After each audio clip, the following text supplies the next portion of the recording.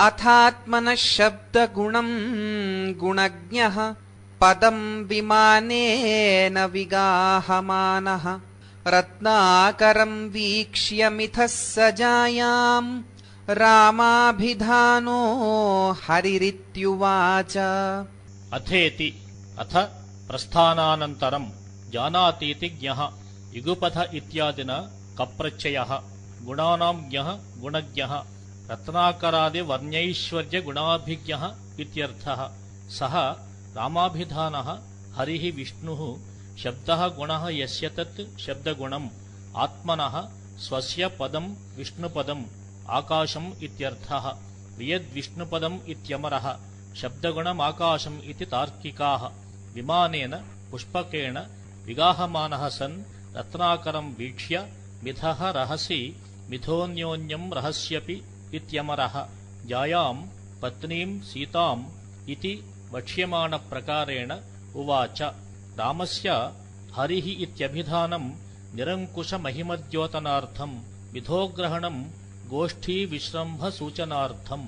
वैदेहि पश्यामलयाद्विभक्तम् मत्सेतुना फेनिलमम्बुराशिम् छायापथेनेव शरत्प्रसन्नम् आकाशमाविष्कृतचारुतारम्।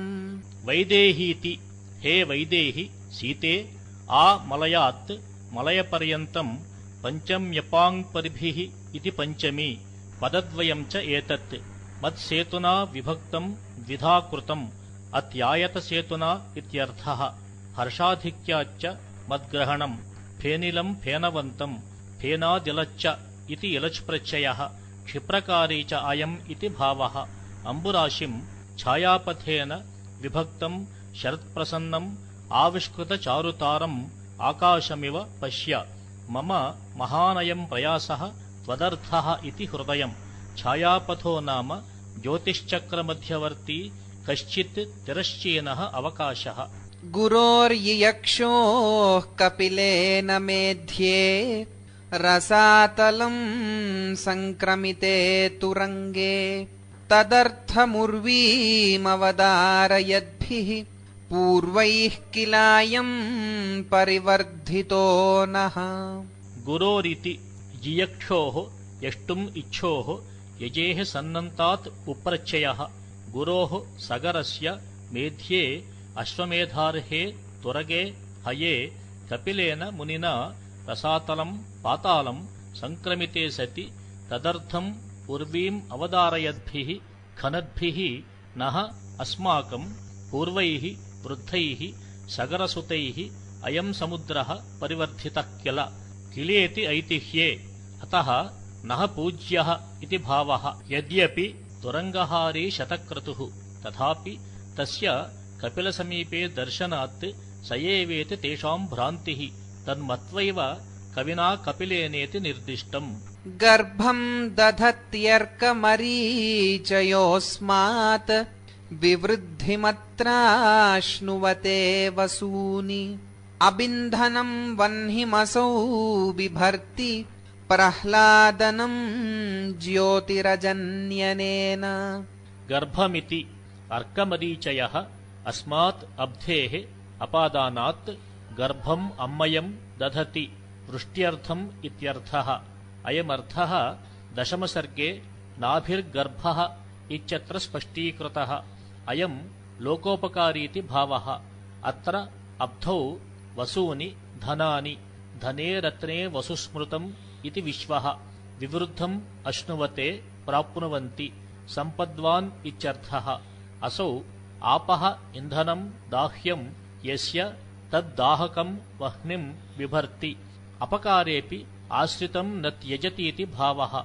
अनेन प्रह्लादनम् आह्लादकम् ज्योतिः चन्द्रः अजनि जनितम् जनेः न्यन्तात् कर्मणि लुङ् सौम्यः इति भावः। ताम् ताम् अवस्थाम् प्रतिपद्यमानम् स्थितम् दशव्याप्य दिशो महिम्ना विष्णोरिवास्यानवधारणीयम् ईदृक्तया रूपमियत्तया वा।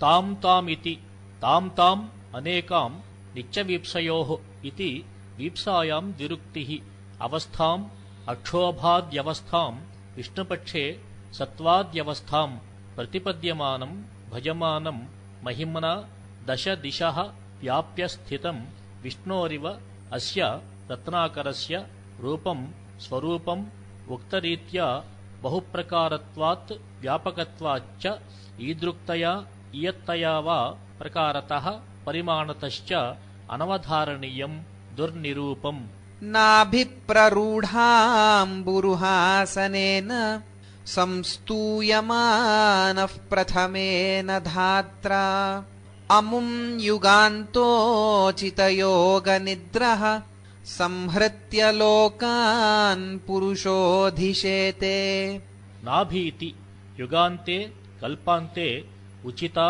परिचिता योगा स्वात्मनिष्ठैव निद्रेव निद्रा यस्य सः पुरुषः विष्णुः लोकान् संहृत्य नाभ्याम् प्ररूढम् यदम्बुरुहम् पद्मम् तदासनेन तन्नाभिकमलाश्रयेण प्रथमेन धात्रा दक्षादीनामपि स्रष्ट्रा पितामहेन संस्तूयमानः सन् अमुम् अधिशेते अमुष्मिन् शेते इत्यर्थः कल्पान्तेऽपि अस्ति इति भावः पक्षच्छिदा गोत्रभिदात्तगन्धाः शरण्यमेनम् शतशो महीध्राः नृपा इवोपप्लविनः परेभ्यः धर्मोत्तरम् मध्यममाश्रयन्ते पक्षच्छिदेति पक्षच्छिदा गोत्रभिदा इन्द्रेण उभयत्र सत्सूद्विष इत्यादिना क्विप् आत्तगन्धाः हृतगन्धाः अभिभूताः इत्यर्थः गन्धो गन्धक आमोदे लेशे सम्बन्धगर्वयोः इति विश्वः आत्तगन्धः अभिभूतः स्यात् इत्यमरः महीम् धारयन्तीति महीध्राः पर्वताः मूलविभुजादित्वात् कप्रत्ययः शतम् शतम् शतशः शरण्यम् रक्षणसमर्थम् एनम् समुद्रम् परेभ्यः शत्रुभ्यः उपप्लविनः भयवन्तः नृपाः धर्मोत्तरम् धर्मप्रधानम् मध्यमभूपालमिव आश्रयन्ते अरेश्च विजिगीषोश्च मध्यमो भूम्यनन्तरः इति कामन्दकः आर्तबन्धुरिति भावः रसातलादादिभवेन पुंसा भुवः प्रयुक्तोद्वहनक्रियायाः अस्याच्छमम् भः प्रलयप्रवृद्धम् मुहूर्तवक्त्राभरणम् बभूव रसातलादिति आदिभवेद पुंसा आदिवराहेण रसान्तलात् प्रयुक्तोद्वहनक्रियायाः कृतोद्धरणक्रियायाः विवाहक्रिया च व्यज्यते भुवः भूदेवतायाः प्रलये प्रवृद्धम् अस्य अब्धेः अच्छम् अम्भः मुहूर्तम् वक्त्राभरणम् लज्जारक्षणार्थम् मुखावगुण्ठनम् बभूव तदुक्तम् उद्धृतासि वराहेण कृष्णेन शतबाहुना इति मुखार्पणेषु प्रकृतिप्रगल्भाः स्वयं तरङ्गाधरदानदक्षः अनन्यसामान्यकलत्रवृत्तिः पिबत्यसौ पाययते च सिन्धूः मुखार्पणेष्विति अन्येषाम् पुंसाम् सामान्या साधारणा न भवतीति अनन्यसामान्या कलत्रेषु वृत्तिः भोगरूपा यस्य सः तथोक्तः इममेवार्थम् प्रतिपादयति तरङ्गः एव अधरः तस्य दाने समर्पणे दक्षः चतुरः असौ समुद्रः मुखार्पणेषु प्रकृत्या सख्यादिप्रेषणम् विना प्रगल्भाः धृष्टाः सिन्धुः नदीः सिन्धुः समुद्रे नद्याम् च इति विश्वः स्वयम् पिबति पाययते च तरङ्गाधरमिति शेषः न पादम्याङ् यमा इत्यादिना पिबतेः ण्यन्तात् नित्यम् परस्मैपदनिषेधः गतिबुद्धिप्रत्यवसानार्थ इत्यादिना सिन्धूनाम् कर्मत्वम् दम्पत्योः युगपत्परस्पराधरपानम् अनन्यसाधारणमिति भावः ससत्त्वमादाय नदीमुखाम्भः सम्मीलयन्तो विवृताननत्वात् अमीशिरोभिस्तिमयः सरन्ध्रैः ऊर्ध्वम् वितन्वन्ति जलप्रवाहान् ససత్వమితి అమీ తిమయః మత్స్యవిశేషాః తదుక్తम् అస్తి మత్స్యస్తిమిర్నామ శతయోజనమాయతః ఇతి వివృతాననత్వాత్ వ్యాత్తముఖత్వాత్ హేతోః ఆననం వివృత్య ఇత్యర్థః. ససత్వం మత్స్యాది ప్రాణిసహితం నదీముఖాంభః ఆదాయ సమ్మీలయంతః చెంచుపుటాని సంఘట్టయంతః సంతః సరంధ్రైః శిరోభిః జలప్రవాహాన్ ఊర్ధ్వం వితన్వంతి జలయంత్ర క్రీడా సమాధిః వ్యజ్యతే. मातङ्गनक्रैः सहसोत्पतद्भिः भिन्नान् द्विधा पश्य समुद्रफेनान् कपोलसंसर्पितया य एषाम् व्रजन्ति कर्णक्षणचामरत्वम्. మాతంగనక్రైరితి సహసా ఉత్పతద్భిః మాతంగనక్రైః మాతంగాకారైః గ్రాహైః ద్విధా భిన్నాన్ సముద్రఫేనాన్ పశ్య. ఏ ఫేనాః ఏషాం జలమాతంగనక్రాణాం కపోలేషు సంసర్పితయా సమర్పణేన హేతునా కర్ణేషు క్షణం చామరత్వం వ్రజంతి. वेलानिलाय प्रसृता भुजङ्गाः महोर्मि विस्फूर्जथु निर्विशेषाः सूर्यांशु सम्पर्क समृद्धरागैः व्यज्यन्त एते मणिभिः फणस्थैः. వేలానిలాయేతి వేలానిలాయ వేలానిలం పాతుం ఇత్యర్థః. క్రియార్థోపపద ఇత్యాదినా చతుర్థీ ప్రసృత నిర్గత మహోర్మీణాం విస్ఫూర్జథుః ఉద్రేకః ట్విథో అథుచ్ ఇతి అథుచ్ ప్రత్యయః. తస్మాన్నిర్విశేషాः దుర్గ్రహభేదాः ఏతే భుజంగాः సూర్యాంశు సంపర్కేణ సమృద్ధరాగైः ప్రవృద్ధకాంతిభిः ఫణస్థైः మణిభిः వ్యజ్యంతే ఉన్నీయంతే. तवाधरस्पर्धिषु विद्रुमेषु पर्यस्तमेतत्सहसोर्मिवेगात् ऊर्ध्वाङ्कुरप्रोतमुखम् कथञ्चित् क्लेशादपक्रामति शङ्खयूथम्. తవేతి తవ అధరస్పర్ధిషు అధరసదృశేషు ఇత్యర్థః. విద్రుమేషు ప్రవాలేషు సహసా ఊర్మివేగాత్ పర్యస్తం ప్రోక్షిప్తం ఊర్ధ్వాంకురైః విద్రుమప్రరోహైః ప్రోతముఖం స్యూతవదనం ఏతత్ శంఖానాం యూథం బృందం కథంచిత్ క్లేశాత్ అపక్రామతి విలంబ్య అపసరతీతి అర్థః. प्रवृत्तमात्रेण पयांसि पातुम् आवर्तवेगाद्भ्रमता घनेन आभाति भूयिष्ठमयम् समुद्रः प्रमथ्यमानो गिरिणेव भूयः. ప్రవృత్తేతి పయాంసి పాతుం ప్రవృత్తః ఏవ ప్రవృత్తమాత్రః నతు పీతవాన్ తేన ఆవర్తవేగాత్ స్యాదావర్తోంభసాం భ్రమః ఇత్యమరః.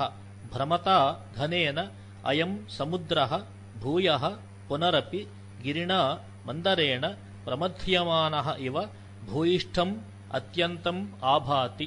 दूरादयश्चक्रनिभस्य तन्वी तमालतालीवनराजिनीला आभाति वेलालवणाम्बुराशेः धारानिबद्धेव कलङ्करेखा. దూరాదితి అయశ్చక్రనిభస్య లవణాంబురాశేః దూరాత్ తన్వీ అణుత్వేన అవభాసమానా తమాలతాళీవనరాజిభిః నీలా వేలా తీరభూమిః ధారానిబద్ధా చక్రాశ్రితా కలంకరేఖా మాలిన్యరేఖా ఇవ ఆభాతి. మాలిన్యరేఖాం తు కలంకమాహుః ఇతి దండీ. वेलानिलः केतकरेणुभिस्ते सम्भावयत्याननमायताक्षी मामक्षमम् मण्डनकालहानेः वेत्तीव बिम्बाधरबद्धतृष्णम्. వేలానిల ఇతి హే ఆయతాక్షి వేలా స్యాత్ తీరనీరయోః ఇతి విశ్వః.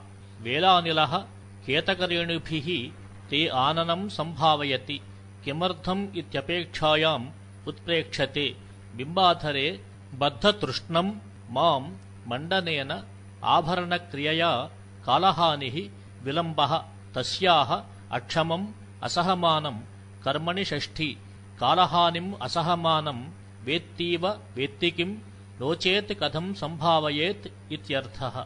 एते वयं सैकतभिन्नशुक्तिपर्यस्तमुक्तापटलम् पयोधेः प्राप्ता मुहूर्तेन विमानवेगात् कूलम् फलावर्जितपूगमालम्।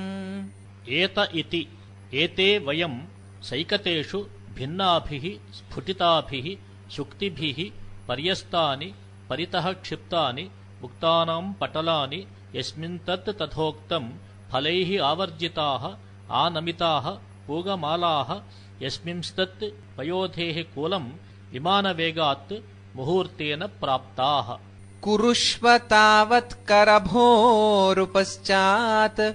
मार्गे मृगप्रेक्षिणि दृष्टिपातम् एषा विदूरी भवतः समुद्रात् सकानना निष्पततीव भूमिः।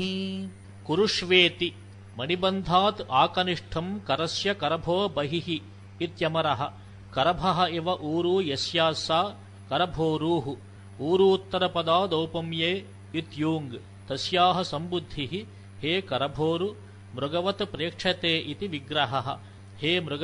हे मृगप्रेक्षिणि तावत् पश्चात् मार्गे लङ्घिताध्वनि दृष्टिपातं कुरुष्व एषा सकानना भूमिः विदूरीभवतः समुद्रान् निष्पतति निष्क्रामतीव विदूरशब्दात् विशेष्यनिघ्नात् च्विः।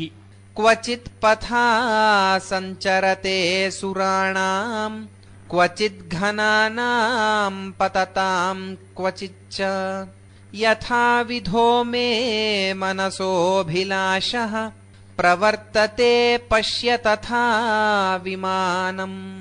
क्वचिदिति हे देवि विमानं पुष्पकं मे मनसः अभिलाषः यथाविधः तथा प्रवर्तते पश्य क्वचित् सुराणां पथा सञ्चरते क्वचित् घनानां क्वचित् पततां पक्षिणां च पथा सञ्चरते समस्तृतीयायुक्तात् इति सम्पूर्वाच्चरतेः आत्मनेपदम्। असौ महेन्द्रद्विपदानगन्धिः त्रिमार्गगावीचिविमर्दशीतः आकाशवायुर्दिनयौवनोत्थान् आचामति स्वेदलवान्मुखे ते। असाविति महेन्द्रद्विपदानगन्धिः ऐरावतमदगन्धिः त्रिभिः मार्गैः गच्छतीति त्रिमार्गगा गंगा तद्धितार्थ इत्यादिना उत्तरपदसमासः। तस्याः वीचीनां विमर्देन सम्पर्केण शीतः। असौ आकाशवायुः दिनयौवनोत्थान् मध्याह्नसम्भवान् ते मुखे स्वेदलवान् आचामति हरति। अनेन सुरपथसञ्चारः दर्शितः। करेण वातायनलम्बितेन स्पृष्टस्त्वया चण्डिकुतूहलिन्या आमुञ्चतीवाभरणम् द्वितीयम् उद्भिन्न विद्युद्वलयो घनस्ते। करेणेति हे चण्डि कोपने चण्डस्त्वत्यन्तकोपनः इत्यमरः कुतूहलिन्या विनोदार्थिन्या त्वया कर्त्र्या वातायने कवाक्षे लम्बितेन अवस्रंसितेन करेण स्पृष्टः उद्भिन्न विद्युद्वलयः घनः ते द्वितीयमाभरणं वलयम् आमुञ्चतीव अर्पयतीव। चण्डीत्यनेन कोपनशीलत्वात् भीतः क्षिप्रं त्वां मुञ्चति मेघः इति व्यज्यते। अमीजनस्थानमपोढविघ्नम् मत्वा समारब्धनवोटजानि अध्यासते चीरभृतो यथा स्वम् चिरोज्झितान्याश्रममण्डलानि। अमीति अमी चीरभृतः तापसाः जनस्थानम् अपोढविघ्नम् अपास्तविघ्नम् मत्वा ज्ञात्वा समारब्धाः नवाः उटजाः पर्णशालाः येषु तानि पर्णशालोटजोस्त्रियाम् इत्यमरः चिरोज्झितानि राक्षसभयादित्यर्थः। आश्रममण्डलानि आश्रमविभागान् यथास्वम् स्वं स्वम् अनतिक्रम्य अध्यासते अधितिष्ठन्ति। सैषा स्थली यत्र विचिन्वता त्वाम् भ्रष्टम् मया नूपुरमेकमुर्व्याम् अदृश्यत त्वच्चरणारविन्दविश्लेषदुःखादिव बद्धमौनम्। सेति सा पूर्वानुभूता स्थली एषा दृश्यते इत्यर्थः। यत्र स्थल्याम् त्वाम् विचिन्वता अन्विष्यता मया त्वच्चरणारविन्देन यः विश्लेषः वियोगः तेन यद्दुःखम् तस्मादिव बद्धमौनम् निःशब्दम् उर्व्याम् भ्रष्टम् एकम् नूपुरम् मञ्जीरः मञ्जीरो नूपुरोस्त्रियाम् इत्यमरः अदृश्यत दृष्टम् हेतूत्प्रेक्षा। त्वम् रक्षसा भीरुयतोपनीता तम् मार्गमेताः कृपया लता मे अदर्शयन् वक्तुमशक्नुवत्यः शाखाभिरावर्जितपल्लवाभिः। त्वमिति हे भीरु भयशीले ओङ्गुतः इत्योङ् ततः नदीत्वा सम्बुद्धो ह्रस्वः त्वम् रक्षसा रावणेन यतः येन मार्गेण सार्वविभक्तिकः तसिः अपनीता अपहृता तम् मार्गम् वागिन्द्रियाभावात् वक्तुम् अशक्नुवत्यः एताः लताः विरुधः आवर्जिताः नमिताः पल्लवाः पाणिस्थानीयाः याभिः ताभिः शाखाभिः स्वावयवभूताभिः कृपया मे अदर्शयन् हस्तचेष्टया असूचयन् इत्यर्थः। शाखा वृक्षान्तरे भुजे इति विश्वः लतादीनामपि ज्ञानम् अस्त्येव तदुक्तम् मनुना अन्तःसंज्ञा भवन्त्येते सुखदुःखसमन्विताः इति। मृग्यश्च दर्भाङ्कुरनिर्व्यपेक्षाः तवागतिज्ञम् समबोधयन्माम् व्यापारयन्त्यो दिशि दक्षिणस्याम् उत्पक्ष्मराजीनि विलोचनानि।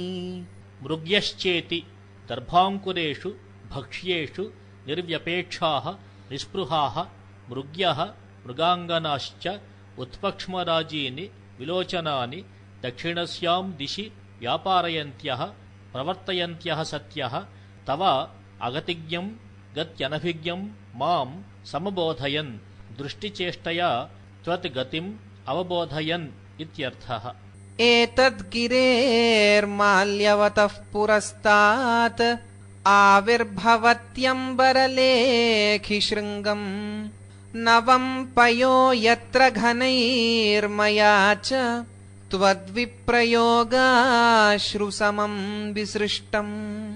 एतदिति माल्यवतः नाम गिरेः अम्बरलेखि अभ्रङ्कशम् शृङ्गम् एतत् पुरस्तात् अग्रे आविर्भवति यत्र शृङ्गे घनैः मेघैः नवम् पयः मया त्वद्विप्रयोगेण यत् अश्रु तच्च समम् युगपत् विसृष्टम् मेघदर्शनात् वर्षतुल्यम् अश्रु विमुक्तम् इति भावः। गन्धश्च धाराहतपल्वलानाम् कादम्बमर्धोद्गतकेसरम् च स्निग्धाश्च केकाशिखिनाम् बभूवुः यस्मिन्नसह्यानि विना त्वया मे। गन्धश्चेति यस्मिन् शृङ्गे धाराभिः वर्षधाराभिः आहतानाम् पल्वलानाम् गन्धश्च अर्धोद्गतकेसरम् कादम्बम् नीपकुसुमम् च स्निग्धाः मधुराः शिखिनाम् बर्हिणाम् शिखिनौ वह्निबर्हिणौ इत्यमरः केकाश्च त्वया विना मे असह्यानि बभूवुः नपुंसकमनपुंसकेन इति नपुंसकैकशेषः। पूर्वानुभूतम् स्मरता च यत्र कम्पोत्तरम् भीरुतवोपगूढम् गुहाविसारीण्यतिवाहितानि मया कथञ्चिद्घनगर्जितानि पूर्वानुभूतमिति किञ्च हे भीरु यत्र शृङ्गे पूर्वानुभूतं कम्पोत्तरं कम्पप्रधानं तव उपगूढम् उपगोहनं स्मरता मया गुहाविसारीणि घनगर्जितानि कथञ्चित् अतिवाहितानि स्मारकत्वेन उद्दीपकत्वात् क्लेशेन गमितानि इत्यर्थः। आसारसिक्तक्षितिबाष्पयोगात् मामक्षिणोद्यत्र विभिन्नकोशैः विडम्ब्यमाना नवकन्दलैस्ते विवाहधूमारुणलोचनश्रीः। आसारेति यत्र शृङ्गे विभिन्नकोशैः विकसितकुड्मलैः नवकन्दलैः कन्दलीपुष्पैः अरुणवर्णैः आसारेण धारासम्पातेन धारासम्पात आसारः इत्यमरः सिक्तायाः क्षितेः बाष्पस्य धूमवर्णस्य योगाद्धेतोः विडम्ब्यमाना अनुक्रियमाणा ते विवाहधूमेन अरुणा लोचनश्रीः सादृश्यात् स्मर्यमाणा इति शेषः माम् अक्षिणोत् अपीडयत्। उपान्तवानीरवनोपगूढानि आलक्ष्य पारिप्लवसारसानि दूरावतीर्णा पिबतीव खेदात् अमूनि पम्पासलिलानि दृष्टिः। उपान्तेति उपान्तवानीरवनोपगूहानि पार्श्ववञ्जुलवनच्छन्नानि आलक्ष्याः ईषद्दृश्याः पारिप्लवाः चञ्चलाः सारसाः येषु तानि अमूनि पम्पासलिलानि पम्पासरोजलानि दूरात् अवतीर्णा मे दृष्टिः अत एव खेदात् पिबतीव न विहातुम् उत्सहते इत्यर्थः। अत्रावियुक्तानि रथाङ्गनाम्नाम् अन्योन्यदत्तोत्पलकेसराणि द्वन्द्वानि दूरान्तरवर्तिना ते मया प्रिये सस्पृहमीक्षितानि। अत्रेति अत्र पम्पासरसि अन्योन्यस्मै दत्तोत्पलकेसराणि अवियुक्तानि रथाङ्गनाम्नां द्वन्द्वानि चक्रवाकमिथुनानि ते तव दूरान्तरवर्तिना दूरदेशवर्तिना मया हे प्रिये सस्पृहं साभिलाषम् ईक्षितानि तदानीं त्वाम् अस्मार्षम् इत्यर्थः। इमां तटाशोकलतां च तन्वीं स्तनाभिरामस्तबकाभिनम्रां त्वत्प्राप्तिबुद्ध्या परिरब्धुकामः सौमित्रिणा साश्रुरहं निषिद्धः।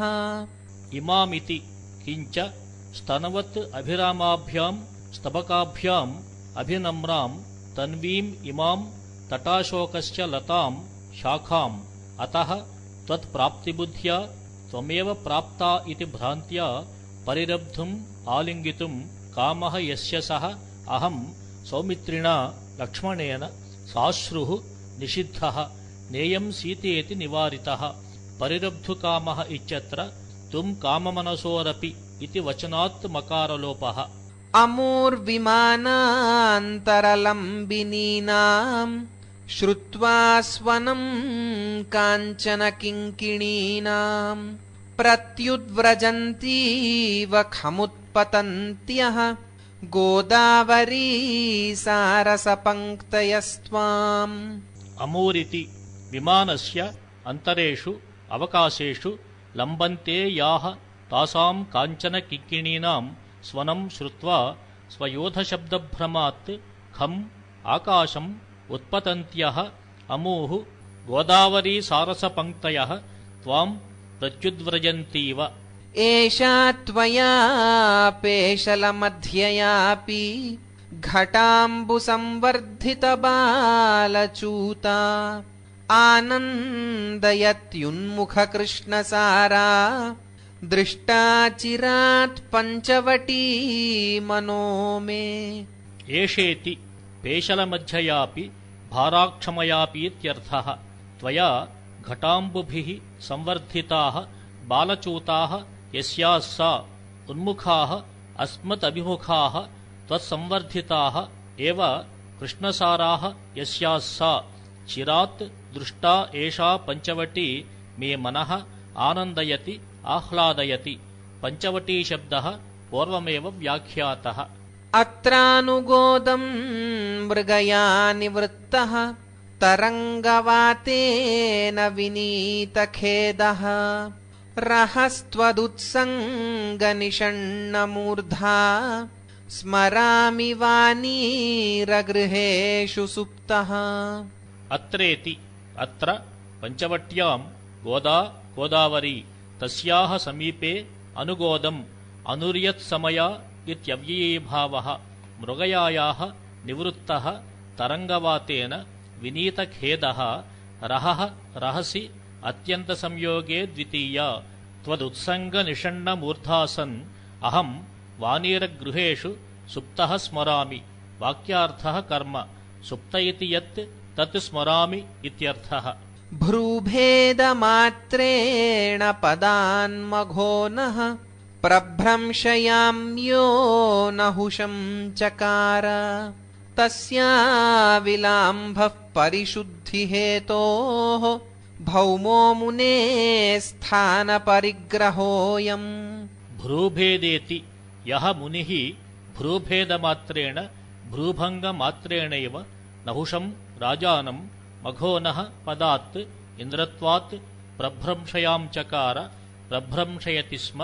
आविलाम्भपरिशुद्धिहेतोः कलुषजलप्रसादहेतोः तस्य मुनेः अगस्त्यस्य अगस्त्योदये शरदि जलं प्रसीदति इत्युक्तं प्राक्। भूमौ भवः भौमः स्थानपरिग्रहः आश्रमः अयं दृश्यते इति शेषः। भौमः इत्यनेन दिव्योऽपि अस्तीत्युक्तं परिगृह्यत इति परिग्रहः स्थानमेव परिग्रहः इति विग्रहः। त्रेताग्निधूमाग्रमनिन्द्यकीर्तेः तस्येदमाक्रान्तविमानमार्गम् घ्रात्वा हविर्गन्धिरजो विमुक्तः समश्नुते मे लघिमानमात्मा। त्रेताग्नीति अनिन्द्यकीर्तेः तस्य अगस्त्यस्य आक्रान्तविमानमार्गम् हविर्गन्धः अस्य अस्तीति हविर्गन्धि। त्रेताग्निः अग्नित्रयम् अग्नित्रयमिदं त्रेता इत्यमरः वृषोदरादित्वात् एत्वम्। त्रेताग्नेः धूमाग्रम् इदं घ्रात्वा आघ्राय रजसः गुणात् विमुक्तः मे मम आत्मा अन्तःकरणं लघिमानं लघुत्वगुणं समश्नुते प्राप्नोति। एतन्मुनेर्मानिनिशातकर्णेः पञ्चाप्सरो नाम विहारवारी आभाति पर्यन्तवनं विदूरात् मेघान्तरालक्ष्यमिवेन्दुबिम्बम्। एतदिति हे मानिनि शातकर्णेः मुनेः सम्बन्धी पञ्चाप्सरो नाम पञ्चाप्सर इति प्रसिद्धम्। पञ्च अप्सरसः यस्मिन्निति विग्रहः।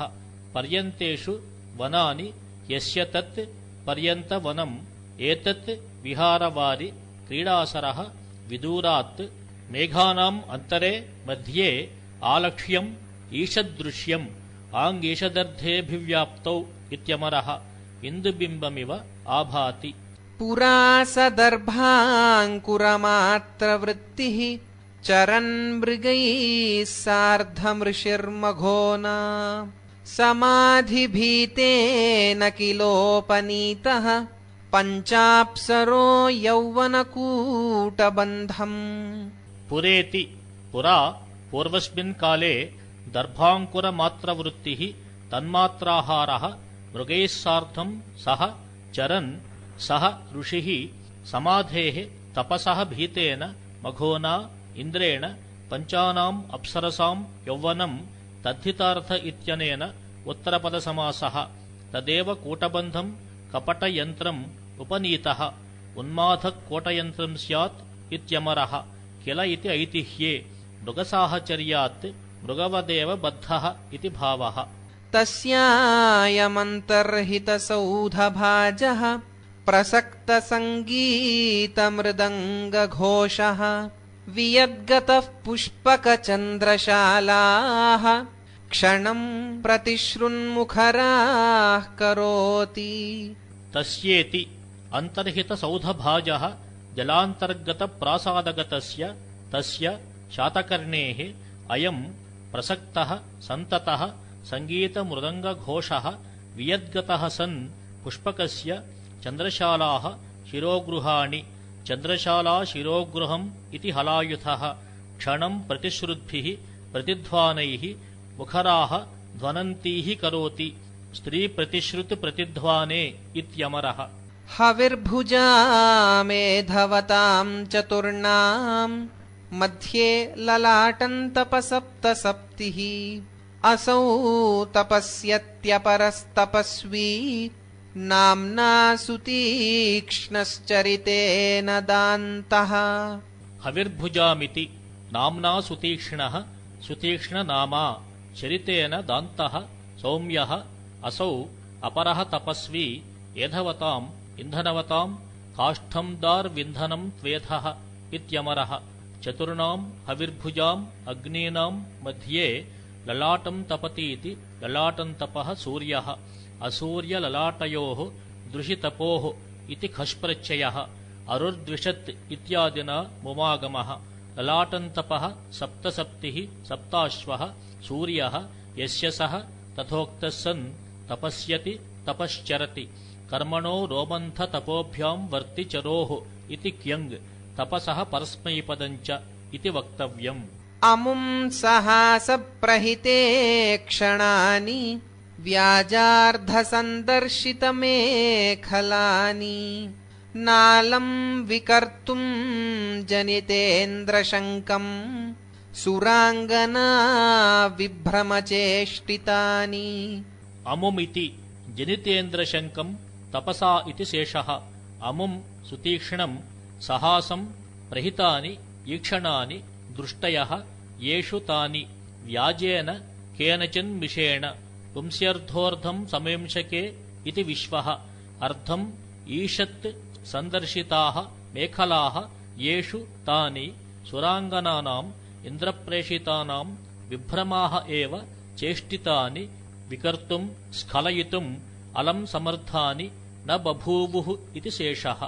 एषोक्षमालावलयम् मृगाणाम् कण्डूयितारम् कुशसूचिलावम् सभाजने मे भुजमूर्ध्वबाहुः सव्येतरम् प्राध्वमितः प्रयुङ्क्ते। एष इति ऊर्ध्वबाहुः एषः सुतीक्ष्णः अक्षमालयव वलयम् यस्य तम् मृगाणाम् कण्डूयितारम् कुशाः एव सूचयः ताः लुनातीति कुशसूच्यलावः तम् कर्मण्यण् इत्यण् एभिः विशेषणैः जपशीलत्वम् भूतदया कर्मक्षमत्वम् च द्योत्यते। सव्यादितरम् दक्षिणम् भुजम् मे मम सभाजने सम्माननिमित्ते निमित्तात् कर्मयोगे इति सप्तमी। यतः प्राध्वम् प्रकृतानुकूलबन्धम् प्रयुङ्क्ते आनुकूल्यार्थकम् प्राध्वम् इत्यमरः। अव्ययम् च एतत्। वाचम् यमत्वात् प्रणतिम् ममैषः कम्पेन किञ्चित् प्रतिगृह्य मूर्ध्नः दृष्टिम् विमानव्यवधानमुक्ताम् पुनः सहस्रार्चिषि सन्निधत्ते।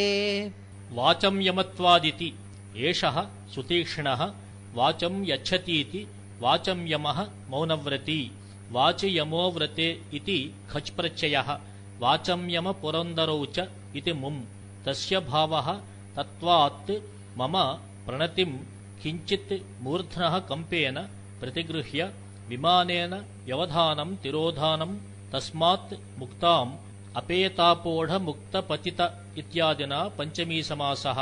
दृष्टिम् पुनः सहस्रार्चिषि सूर्ये सन्निधत्ते सम्यक् धत्ते इत्यर्थः अन्यथा अकर्मकत्वप्रसङ्गात् अदशरण्यम् शरभङ्गनाम्नः तपोवनम् पावनमाहिताग्नेः चिराय सन्तर्प्य समिद्भिरग्निम् यो मन्त्रपूताम् तनुमप्यहौषीत् अद इति शरणे रक्षणे साधु शरण्यम् पावयतीति पावनम् अदः दृश्यमानम् तपोवनम् आहिताग्नेः शरभङ्गनाम्नः मुनेः सम्बन्धि यः शरभङ्गः चिराय चिरम् अग्निम् समिद्भिः सन्तर्प्य चिरम् अग्निम् समिद्भिः सन्तर्प्य तर्पयित्वा ततः मन्त्रैः पूताम् शुद्धाम् तनुम् अपि अहौषीत् हुतवान् जुहोतेः लुङ् छाया विनीताध्वपरिश्रमेषु भूयिष्ठसम्भाव्यफलेष्वमीषु तस्यातिथीनामधुना सपर्या स्थिता सुपुत्रेष्विव पादपेषु छायेति अधुना अस्मिन् काले तस्य शरभङ्गस्य सम्बन्धिनी अतिथीनां सपर्या अतिथिपूजा पूजा नमस्यापचितिः सपर्यार्चार्हणा समाः इत्यमरः छायाभिः विनीतः अपनीतः अध्वपरिश्रमः यैः तेषु भूयिष्ठानि बहुतमानि सम्भाव्यानि श्लाघ्यानि फलानि येषां तेषु अमीषु पादपेषु आश्रमवृक्षेषु सुपुत्रेष्विव स्थिता तत्पुत्रैरिव पादपैः अनुष्ठीयते इत्यर्थः धारास्वनोद्गारिदरीमुखोऽसौ शृङ्गाग्रलग्नाम्बुदवप्रपङ्कः बध्नाति मे बन्धुरगात्रिचक्षुः दृप्तः ककुद्मानिव चित्रकूटः धारेति धाराः निर्झरधाराः यद्वा धारया सातत्येन स्वनोद्गारि दरी एव मुखं यस्य सः शृङ्गं शिखरं विषाणञ्च तस्य अग्रे लग्नः अम्बुदः एव वप्रपङ्कः वप्रक्रीडासक्तपङ्कः यस्य सः असौ चित्रकूटः हे बन्धुरगात्रे उन्नतानताङ्गि बन्धुरं तोन्नतानतम् इत्यमरः दृप्तः ककुद्मान् वृषभः इव मे चक्षुः बध्नाति अनन्यासक्तं करोति एषा प्रसन्नस्तिमितप्रवाहा सरिद्विदूरान्तरभावतन्वी मन्दाकिनी भाति नगोपकण्ठे मुक्तावली कण्ठगतेव भूमेः एषेति प्रसन्नः निर्मलः स्तिमितः निस्पन्दः प्रवाहः यस्याः सा विदूरस्य अन्तरस्य मध्यवर्त्यवकाशस्य भावात् तन्वी दूरदेशवर्तित्वात् तनुत्वेन अवभासमाना मन्दाकिनी नाम काचित् चित्रकूटनिकटगा एषा सरित् नगोपकण्ठे भूमेः कण्ठगता मुक्तावलीव भाति अत्र नगस्य शिरस्त्वं तदुपकण्ठस्य कण्ठत्वं च गम्यते अयं सुजातोऽनुगिरं तमालः प्रवालमादाय सुगन्धि यस्य यवाङ्कुरापाण्डुकपोलशोभी मयावतंसः परिकल्पितस्ते अयमिति गिरेः समीपे अनुगिरं गिरेश्च सेनकस्य इति समासान्तः टच् प्रत्ययः सुजातः सत्तमालः अयं दृश्यते यस्य तमालस्य शोभनः गन्धः यस्य तत् सुगन्धि गन्धस्य इत्यादिना इकारः समासान्तः प्रवालं पल्लवम् आदाय मया ते यवाङ्कुरवत् आपाण्डौ कपोले शोभी शोभते यः सः अवतंसः परिकल्पितः अनिग्रहत्रासविनीतसत्त्वम् अपुष्पलिङ्गात् फलबन्धिवृक्षम् वनं तपःसाधनमेतदत्रेः आविष्कृतोदग्रतरप्रभावम् अनिग्रहेति अनिग्रहत्रासाः दण्डभयरहिताः अपि विनीताः सत्त्वाः जन्तवः यस्मिन् तत् अपुष्पलिङ्गात् पुष्परूपनिमित्तं विनैव फलबन्धिनः फलग्राहिणः वृक्षाः यस्मिन् तत् अत एव आविष्कृतोदग्रतरप्रभावम् अत्रेः मुनेः तपसः साधनं वनम् एतत् अत्राभिषेकाय तपोधनानाम् सप्तर्षिहस्तोद्धत हेमपद्माम् प्रवर्तयामास किलानुसूया त्रिस्रोतसं त्र्यम्बकमौलिमालाम् अत्रेति अत्र वने अनसूया अत्रिपत्नी सप्त च ते ऋषयश्च सप्तर्षयः दिक्सङ्ख्ये संज्ञायाम् इति तत्पुरुषसमासः तेषाम् हस्तैः उद्धृतानि हेमपद्मानि यस्याः ताम् त्र्यम्बकमौलिमालाम् हरशिरस्रजम् त्रिस्रोतसम् भागीरथीम् तपोधनानाम् ऋषीणाम् अभिषेकाय स्नानाय प्रवर्तयामास प्रवाहयामास किल इति ऐतिह्ये वीरासनैर्ध्यानजुषाम् ऋषीणाम् अमीसमध्यासितवेदिमध्याः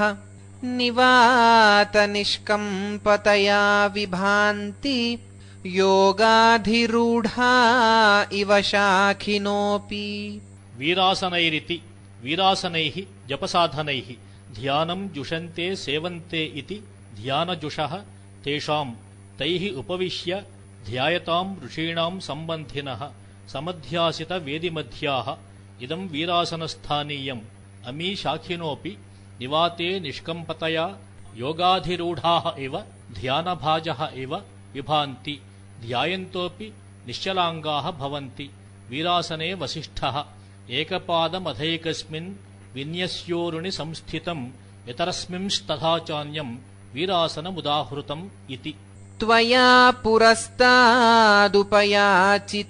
यः सोऽयं वटश्याम इति प्रतीतः राशिर्मणीनामिव गारुडानाम् सपद्मरागः फलितो विभाति त्वयेति त्वया पुरस्तात् पूर्वम् यः उपयाचितः प्रार्थितः तथा च रामायणे न्यग्रोधम् तमुपस्थाय वैदेही वाक्यमब्रवीत् नमस्तेऽस्तु महावृक्ष पालयेन्मे व्रतम् पतिः इति श्यामः इति प्रतीतः सः वटः अयम् फलितः सन् सपद्मरागः गारुडानाम् मणीनाम् मरकतानाम् राशिरिव विभाति क्वचित् इत्यादिभिः चतुर्भिः श्लोकैः प्रयागे गङ्गायमुनासङ्गमम् वर्णयति क्वचित् प्रभालेपिभिरिन्द्रनीलैः मुक्तामयी यष्टिरिवानुविद्धा अन्यत्र मालासितपङ्कजानाम् इन्दीवरैरुत्खचितान्तरेव क्वचित् खगानाम् प्रियमानसानाम् कादम्बसंसर्गवतीव पङ्क्तिः अन्यत्र काला गुरुदत्तपत्रा भक्तिर्भुवश्चन्दनकल्पितेव क्वचित् प्रभाचान्द्रमसीतमोभिः छायाविलीनैः शबलीकृतेव अन्यत्र शुभ्रा शरदभ्रलेखा रन्ध्रेष्विवालक्ष्य नभःप्रदेशा क्वचिच्च कृष्णो रगभूषणेव भस्माङ्गरागातनुरीश्वरस्य पश्यानवद्याङ्गि विभाति गङ्गा भिन्नप्रवाहा यमुनातरङ्गैः क्वचिदित्यादि हे अनवद्यांगि यमुनातरङ्गैः भिन्नप्रवाहा व्यामिश्रौघा गङ्गा जाह्नवी विभाति त्वं पश्य का इव क्वचित् प्रदेशे प्रभया लिम्पन्ति सन्निहितमिति प्रभालेपिभिः इन्द्रनीलैः अनुविद्धा सह गुम्फिता मुक्तामयी यष्टिरिव हारावलिरिव विभाति अन्यत्र प्रदेशे इन्दीवरैः नीलोत्पलैः उत्खचितान्तरा सह ग्रथिता सितपङ्कजानाम् पुण्डरीकाणां माला इव विभातीति सर्वत्र सम्बन्धः। क्वचित् कादम्बसंसर्गवती नीलहंससंसृष्टा प्रियं मानसं नाम सरः येषां तेषां खगानां राजहंसानां पङ्क्तिः इव। राजहंसास्तु ते चञ्चुचरणैर्लोहितैः सिताः इत्यमरः। अन्यत्र कालागुरुणा दत्तपत्रा रचितमकरिकापत्रा भुवः चन्दनकल्पिता भक्तिरिव। क्वचित् छायासु विलीनैः स्थितैः तमोभिः शबलीकृता कर्पूरीकृता चान्द्रमसी प्रभा चन्द्रिका इव। अन्यत्र रन्ध्रेषु आलक्ष्य नभप्रदेशा शुभ्रा शरदभ्रलेखा शरन्मेघपङ्क्तिः इव। क्वचित् कृष्णोरगभूषणा भस्माङ्गरागा ईश्वरस्य तनुरिव विभाति। शेषः व्याख्यातः कलापकम्। समुद्रपत्न्योर्जलसन्निपाते पूतात्मनामत्र किलाभिषेकात् तत्त्वावबोधेन विनापि भूयः तनुत्यजां नास्ति शरीरबन्धः। समुद्रपत्न्योरिति अत्र समुद्रपत्न्योः गङ्गायमुनयोः जलसन्निपाते संगमे अभिषेकात् स्नानात् पूतात्मनां तनुत्यजां शुद्धात्मनां पुंसां तत्त्वावबोधेन तत्त्वज्ञानेन विनापि प्रारब्धशरीरत्यागानन्तरं भूयः पुनः शरीरबन्धः शरीरयोगः नास्ति किल। अन्यत्र ज्ञानादेव मुक्तिः अत्र तु स्नानादेव मुक्तिः इत्यर्थः। पुरं निषादाधिपतेरिदं तत् यस्मिन्मया मौलिमणिं विहाय जटासु बद्धा स्वरुदत्सु मन्त्रः कैकेयी कामाः फलितास्तवेति।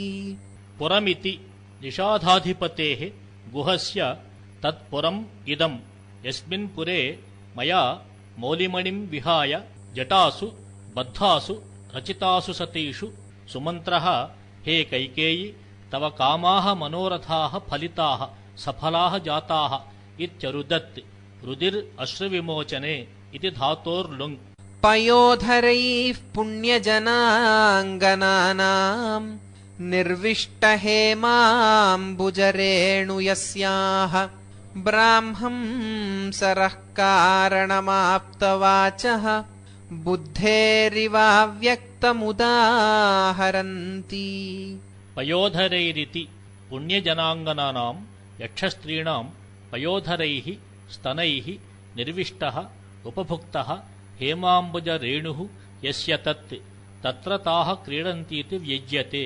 ब्रह्मणः इदं ब्राह्मं न स्तद्धिते इति विलोपः।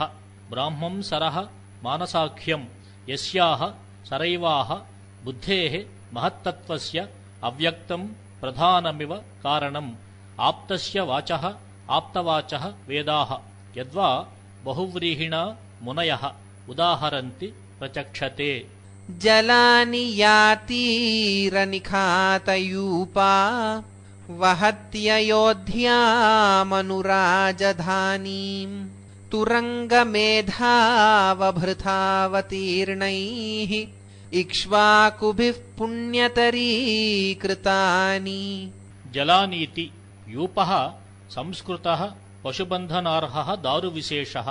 तीरनिखातयूपा या सरयोः तुरङ्गमेधाः अश्वमेधाः तेषु अवभृतार्थमेव अवतीर्णैः अवरूढैः इक्ष्वाकुभिः इक्ष्वाकुगोत्रापत्यैः नः पूर्वैः तद्राजत्वात् अणोलुक् पुण्यतरीकृतानि अतिशयेन पुण्यानि कृतानि जलानि अयोध्यां राजधानीं नगरीम् अनु समीपे तया लक्ष्यतया इत्यर्थः।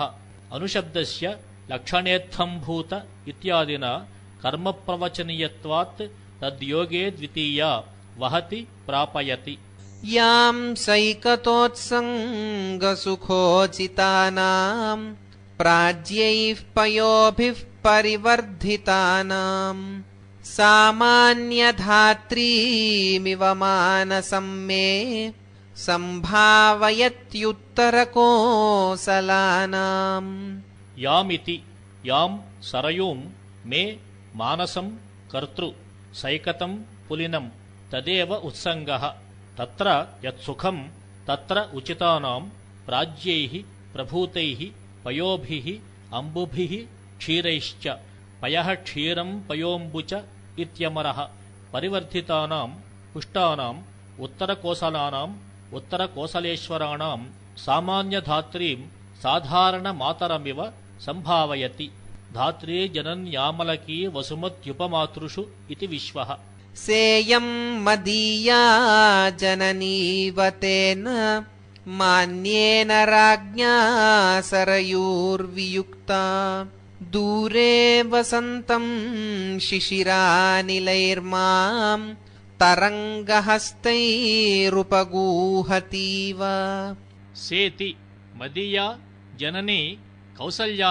इव मान्येन पूज्येन तेन राज्ञा दशरथेन वियुक्ता सा इयं सरयूः दूरे वसन्तं प्रोष्य आगच्छन्तम् इत्यर्थः मां पुत्रभूतं शिशिरानिलैः तरङ्गैरेव हस्तैः उपगूहतीव आलिङ्गतीव विरक्तसन्ध्या कपिशं पुरस्तात् यतो रजः पार्थिवमुज्जिहीते शङ्के हनूमत्कथितप्रवृत्तिः प्रत्युद्गतो मां भरतः ससैन्यः विरक्तेति विरक्ता अतिरक्ता या सन्ध्या तद्वत् कपिशं ताम्रवर्णं पृथिव्याः इदं पार्थिवं रजः धूलिः पुरस्तात् अग्रे यतः यस्मात् कारणात् उज्जिहीत उद्गच्छति तस्मात्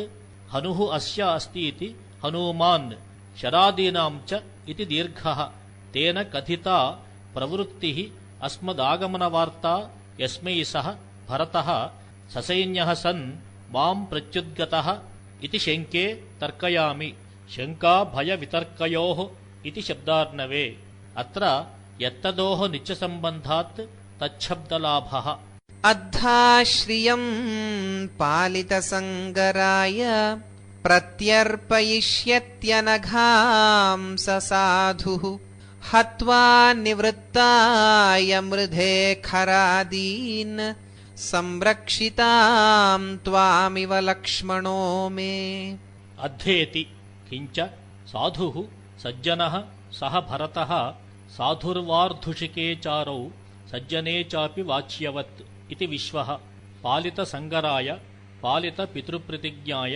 मे मह्यम् अनघाम् अदोषां भोगाभावात् अनुच्छिष्टां किन्तु संरक्षितां श्रियं मृधे युद्धे खरादीन् हत्वा निवृत्ताय मे लक्ष्मणः संरक्षिताम् अनघां त्वामिव प्रत्यर्पयिष्यति अद्धा सत्यं तत्त्वे त्वद्धाञ्जसा द्वयम् इत्यमरः असौ पुरस्कृत्य गुरुं पदातिः पश्चादवस्थापितवाहिनीकः वृद्धैरमात्यैः सह चीरवासाः मामर्घ्यपाणिर्भरतोऽभ्युपैति असाविति असौ पदातिः पादचारी चीरवासाः वल्कलवसनः भरतः पश्चात् पृष्ठभागे अवस्थापिता वाहिनी सेना येन सह तथोक्तः सन् दद्रुयुतश्च इति कप् गुरुं वसिष्ठं पुरस्कृत्य वृद्धैः अमात्यैः सह अर्घ्यपाणिः सन् माम् अभ्युपैति पित्रा विसृष्टां मदपेक्षया यः श्रियं युवाप्यङ्कगतामभोक्ता इयन्ति वर्षाणि तया सहोग्रम् अभ्यस्यतीव व्रतमासिधारम् पित्रेति यः भरतः पित्रा विसृष्टां दत्ताम् अङ्कम् उत्सङ्गञ्च गतामपि यां श्रियं युवापि मदपेक्षया मद्भक्त्या भोक्तासन् तूर्णन्तत्वात् न लोक इति षष्ठीनिषेधः इयन्ति वर्षाणि एतावतः वत्सरान् अत्यन्तसंयोगे द्वितीया तया श्रिया सह स्त्रियेति च इति गम्यते ఉగ్రం దుశ్చరం ఆసిధారన్నామ వ్రతం అభ్యస్యతీవ వర్తయతీవ యువా యువత్యా సార్ధం యత్ ముగ్ధభర్తృవదాచరేత్ అంతర్వివృత్త సంగస్యాత్ ఆసిధార వ్రతం హి తత్ ఇది యాదవః ఇదం చ అసిధారాచంక్రమణతుల్యత్వాత్ ఆసిధార వ్రతం ఇత్యుక్తం. ఏతావదుక్తవతి దాశరథౌ తదీయాం ఇచ్ఛాం విమానమధిదేవతయా విదిత్వా జ్యోతిష్పథాదవతతార సవిస్మయాభిః ఉద్వీక్షితం ప్రకృతిభిర్భరతానుగాభిః. ఏతావదితి దాశరథౌ రామే ఏతావదుక్తవతి సతి విమానం పుష్పకం కర్తృ తదీయాం రామసంబంధినీం ఇచ్ఛాం అధిదేవతయా విషేణ విదిత్వా తత్ప్రేరితం సత్ ఇత్యర్థః. సవిస్మయాభిః భరతానుగాభిః ప్రకృతిభిః ప్రజాభిః ఉద్వీక్షితం సత్ జ్యోతిష్పథాత్ ఆకాశాత్ అవతతార. తస్మాత్ పురస్సర విభీషణదర్శితేన సేవా విచక్షణ హరీశ్వర దత్తహస్తః యానాదవాతరదూరమహీతలేన మార్గేణ భంగిరచితస్ఫటికేన రామః. తస్మాదితి రామః సేవాయాం విచక్షణః కుశలః హరీశ్వరः సుగ్రీవः తేన దత్తः హస్తः హస్తావలంబः యస్య తాదృశः సన్ స్థలజ్ఞత్వాత్ పురస్సరः విభీషణः తేన దర్శితేన అదూరం ఆసన్నం మహీతలం యస్య తేన భంగిభిః విచ్ఛిత్తిభిః రచితస్ఫటికేన బద్ధస్ఫటికేన సోపానపర్వణ మార్గేణ తస్మాత్ యానాత్ పుష్పకాత్ అవాతరత్ అవతీర్ణవాన్ తరతేః లంగ్. ఇక్ష్వాకువంశగురవే ప్రయతః ప్రణమ్య శుభ్రాతరం భరతమర్ఘ్యపరిగ్రహాంతే పర్యశ్రురస్వజత మూర్ధని చోపజఘ్రౌ తద్భక్త్యపోఢ పితృరాజ్యమహాభిషేకే. ఇక్ష్వాక్వితి ప్రయతః సహ రామః ఇక్ష్వాకవంశగురవే వసిష్ఠాయ ప్రణమ్య నమస్కృత్య అర్ఘ్యస్య పరిగ్రహः స్వీకారः తస్య అంతే పర్యశ్రుః పరిగతానందబాష్పः సన్ భ్రాతరం భరతం అస్వజత ఆలింగత్. తస్మిన్ రామే భక్త్యా ఉపోఢః పరిహృతः పితృరాజ్యమహాభిషేకः येन తస్మిన్ మూర్ధని ఉపజఘ్రౌ చ ఘ్రాగంధోపాదానే లిటి రూపం. శ్మశ్రు ప్రవృద్ధి జనితానన విక్రియాంశ్చ ప్లక్షాన్ ప్రరోహ జటిలానివ మంత్రివృద్ధాన్ అన్వగ్రహీత్ ప్రణమతః శుభదృష్టిపాతైః వార్తానుయోగ మధురాక్షరయా చ వాచా. శ్మశ్రు ప్రవృద్ధి ఇతి శ్మశ్రూణాం ముఖరోముణాం ప్రవృద్ధ్యా సంస్కారాభావాత్ అభివృద్ధ్యా జనితా ఆననేషు విక్రియా వికృతిః యేషాం తాన్ అత ఏవ ప్రరోహైః శాఖావలంబిభిః అథోముఖైః మూలైః జటిలాన్ జటావతః ప్లక్షాన్ న్యగ్రోధానివ స్థితాన్ ప్రణమతః మంత్రిబృందాంశ్చ శుభైః కృపార్ద్రైః దృష్టిపాతైః వార్తస్య అనుయోగేన కుశల ప్రశ్నేన మధురాక్షరయా వాచా చ అన్వగ్రహీత్ అనుగృహీతవాన్. దుర్జాత బంధురయమృక్ష హరీశ్వరో మే పౌలస్త్య ఏష సమరేషు పురః ప్రహర్తా ఇత్యాదృతేన కథితో రఘునందనేన వ్యుత్క్రమ్య లక్ష్మణముభౌ భరతో వవందే. దుర్జాతేతి అయం మే దుర్జాతబంధుః ఆపద్బంధుః దుర్జాతం వ్యసనం ప్రోక్తం ఇది విశ్వః వృక్షహరీశ్వరः సుగ్రీవः ఏషః సమరేషు పురఃప్రహర్తా పౌలస్త్యః విభీషణः ఇత్యాదృతేన ఆదరవతా కర్తరిక్తః रघूणां नन्दनेन रामेण कथितौ उभौ विभीषणसुग्रीवौ लक्ष्मणम् अनुजमपि व्युत्क्रम्य आलिङ्गनादिभिः असम्भाव्य भरतः ववन्दे। सौमित्रिणा तदनु संससृजे स चैनम् उत्थाप्य नम्रशिरसं भृशमालिलिङ्ग रूढेन्द्रजित्प्रहरणव्रणकर्कशेन क्लिश्यन्निवास्य भुजमध्यमुरस्थलेन। सौमित्रिणेति तदनु सुग्रीवादिवन्दनानन्तरं सः भरतः सौमित्रिणा संससृजे संगतः सृजविसर्गे दैवादिकात् कर्तरि डिट् नम्रशिरस्कं प्रणतम् एनं सौमित्रिम् उत्थाप्य भृशं गाढम् आलिलिङ्ग च किं कुर्वन् रूढेन्द्रजित् प्रहरणव्रणैः कर्कशेन अस्य सौमित्रेः उरस्थलेन भुजमध्यं स्वकीयं क्लिश्यन्निव पीडयन्निव। क्लिश्नातिः अयं सकर्मकः क्लिश्नाति भुवनत्रयम् इति दर्शनात्। ननु रामायणे ततो लक्ष्मणमासाद्य वैदेहीं च परन्तपः अभिवाद्य ततः प्रीतो भरतो नाम चाब्रवीत् इति भरतस्य कानिष्ठ्यं प्रतीयते। किमर्थं ज्यैष्ठ्यम् अवलम्ब्य अनार्जवेन श्लोको व्याख्यातः सत्यं, किन्तु रामायणश्लोकार्थः टीकाकृता उक्तः श्रूयताम्। ततो लक्ष्मणमासाद्य इत्यादि श्लोके आसादनं लक्ष्मणवैदेह्योः, अभिवादनं तु वैदेह्याः एव, अन्यथा पूर्वोक्तं भरतस्य ज्यैष्ठ्यं विरुध्येत इति। रामाज्ञया हरिचमूपतयस्तदानीं कृत्वा मनुष्यवपुरारुरुहुर्गजेन्द्रान् तेषु क्षरत्सु बहुधा मदवारिधाराः शैलाधिरोहणसुखान्युपलेभिरेते। रामेति तदानीं हरिचमूपतयः रामाज्ञया मनुष्यवपुः कृत्वा गजेन्द्रान् आरुरुहुः बहुधा मदवारिधाराः क्षरत्सु वर्षत्सु तेषु गजेन्द्रेषु ते कपियूथनाथाः शैलाधिरोहणसुखानि अनुलेभिरे अनुबभूवुः। सानुप्लवः प्रभुरपि क्षणदाचराणाम्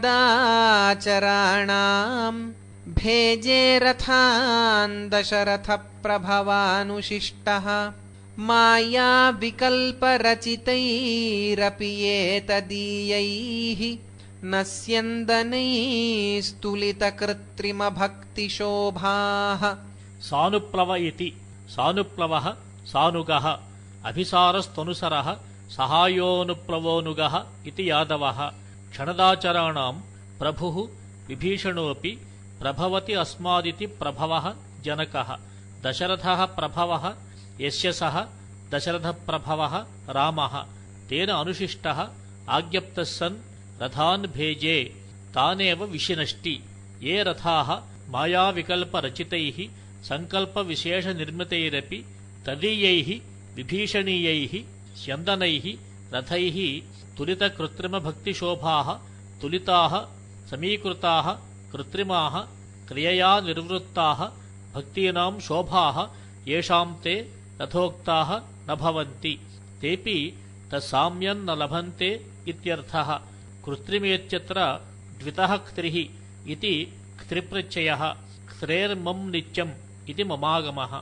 भूयस्ततो रघुपतिर्विलसत्पताकम् अध्यास्तकामगतिसावरजो विमानम् दोषातनम् बुधबृहस्पतियोगदृश्यः तारापतिस्तरलविद्युदिवाभ्रवृन्दम्। भूय इति ततः रघुपतिः सावरजः भरतलक्ष्मणसहितः सन् विलसत्पताकम् कामेन इच्छानुसारेण गतिः यस्य तत् विमानं भूयः पुनरपि बुधबृहस्पतिभ्यां योगेन दृश्यः दर्शनीयः तारापतिः चन्द्रः दोषाभवं दोषातनं सायं चरं प्राह्ने इत्यादिना दोषाभावशब्दात् अव्ययात् ट्युप्रत्ययः तरलविद्युत् चञ्चलतटित् अभ्रवृन्दमिव अध्यास्त अधिष्ठितवान्। तत्रेश्वरेण जगतां प्रलयादिवोर्वीम् वर्षात्ययेन रुचमभ्रघनादिवेन्दोः रामेण मैथिलसुतां दशकण्ठकृच्छ्रात् प्रत्युद्धृतां धृतिमतीं भरतो ववन्दे। तत्रेति तत्र विमाने जगताम् ईश्वरेण आदिवराहेण प्रलयात् उर्वीम् इव वर्षात्ययेन शरदागमेन अभ्रघनात् मेघसङ्घातात् इन्दोः रुचं चन्द्रिकामिव रामेण दशकण्ठः एव कृच्छ्रं सङ्कटं तस्मात् प्रत्युद्धृतां धृतिमतीं सन्तोषवतीं मैथिलसुतां सीतां भरतः ववन्दे। लङ्केश्वरप्रणतिभङ्गदृढव्रतं तत् वन्द्यं युगं चरणयोर्जनकात्मजायाः ज्येष्ठानुवृत्तिजटिलं च शिरोस्य साधोः अन्योन्यपावनमभूदुभयं समेत्य। लङ्केश्वरेति लङ्केश्वरस्य रावणस्य प्रणतीनां भङ्गेन निरासेन दृढव्रतम् अखण्डितपातिव्रत्यम् अत एव वन्द्यं जनकात्मजायाः चरणयोः युगं ज्येष्ठानुवृत्त्या जटिलं जटायुक्तं साधोः सज्जनस्य अस्य भरतस्य शिरश्च इत्युभयं समेत्य मिलित्वा अन्योन्यस्य पावनं शोधकम् अभूत्। क्रोशार्धं प्रकृतिपुरःसरेण गत्वा काकुत्स्थस्तिमितजवेन पुष्पकेण शत्रुघ्नप्रतिविहितोपकार्यमार्यः साकेतोपवनमुदारमध्युवास।